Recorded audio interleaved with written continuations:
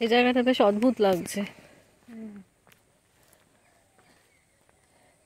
কি সিগনিফিকেন্স, কি ব্যাপার কিছুই জানি না, কেউ কিছু বলারও নেই। তারহাট্টা গ্রামে পৌঁছানোর জন্য আপনাকে পৌঁছতে হবে হরিপাল স্টেশন। সেখান থেকে টোটো, অটো বা ম্যাজিক গাড়ি করে পৌঁছে যাবেন এই রাজরাজেশ্বর মন্দির। সিংহরায় ফ্যামিলির কোনো এক জমিদার 1136 সালে নির্মিত করেন এই মন্দির। ব্যবসা করে সিংহরায় বংশ প্রচুর অর্থের অধিকারী হন এবং এই অঞ্চলের বহু জমিদারি কেনেন। দান, পূজা পার্বণ, পুষ্করিণী খনন, মন্দির প্রতিষ্ঠা অনেক কিছু তারা এই সমাজের জন্য করে বড় প্রতিষ্ঠা লাভ করেছিলেন। 16 শতাব্দীর মধ্যভাগে সম্রাট আকবরের রাজত্বকালে যোধপুর থেকে এদের পূর্বপুরুষেরা এখানে এসে বসবাস শুরু করেন। মান সিংয়ের বোনের সঙ্গে আকবরের বিবাহের পর মুসলিমদের সঙ্গে সম্বন্ধ করবার ভয়ে বহু ছত্রী সেই সময় জয়পুর, যোধপুর অনেক জায়গা থেকে বাংলাদেশে চলে আসেন। আটচালা শৈলীর এই মন্দিরটি মোর দ্যান 300 ইয়ার্সের বেশি এখানে আছে, কিন্তু এখন যত্নের অভাবে খুবই খারাপ অবস্থা। মন্দিরের গায়ে, দেওয়ালে, খিলানের ওপর, স্তম্ভের গায়ে, ঢাকা বারান্দায় প্রচুর টেরাকোটার কাজ আছে। টেরাকোটাগুলোর মধ্যে রাম রাবণের যুদ্ধ, দুর্গা ধূমপান, ফিরিঙ্গি সৈন্য ইত্যাদি, সামাজিক চিত্র, হংসসারি নকশা ইত্যাদি অনেক কিছু আছে।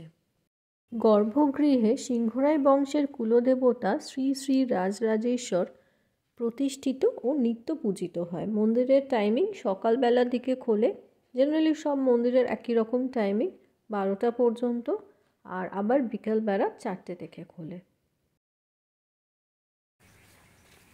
বহু পুরনো মন্দিরের সামনে আমরা দাঁড়িয়ে আছি।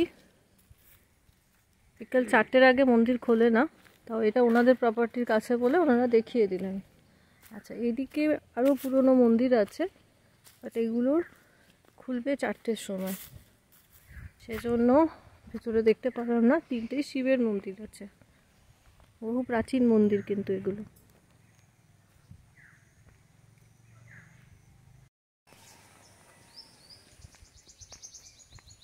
মহাদেবজির বাহন এখানে, সত্যি মিস হয়ে যাচ্ছিল।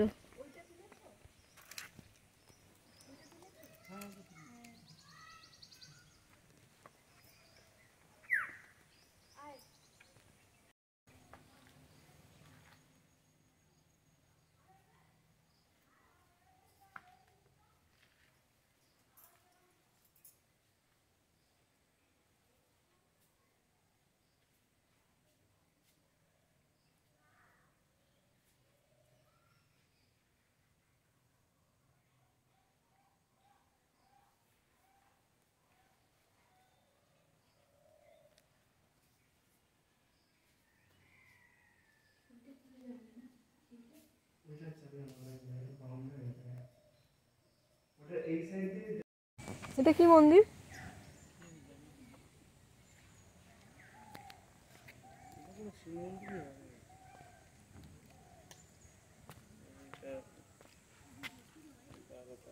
শ্রী শ্রী দ্বারিকা চণ্ডী মাতার মন্দির। এখন বন্ধ আছে, আর একটু পরে খুলবে।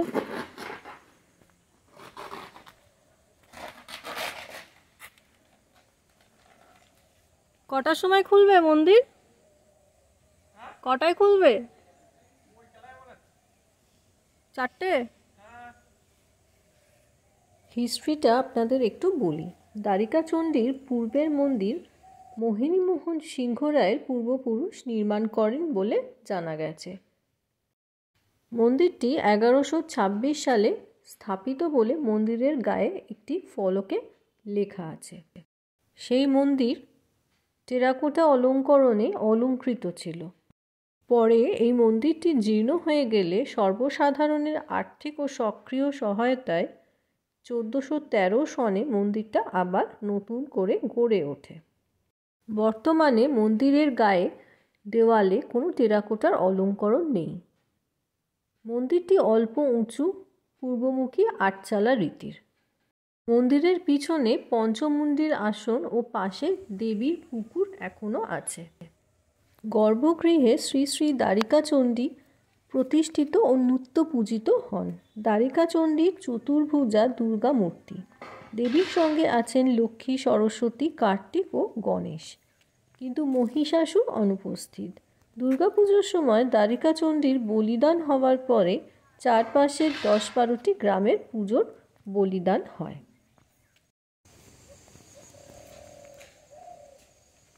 শুধু পাখির আওয়াজ আর নিস্তব্ধতা।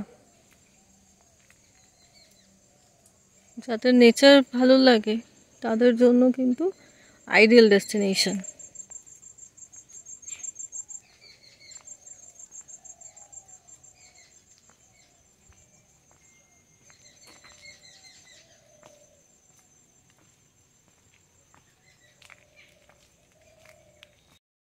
গাছ কেটে নিয়ে চলে যাচ্ছে।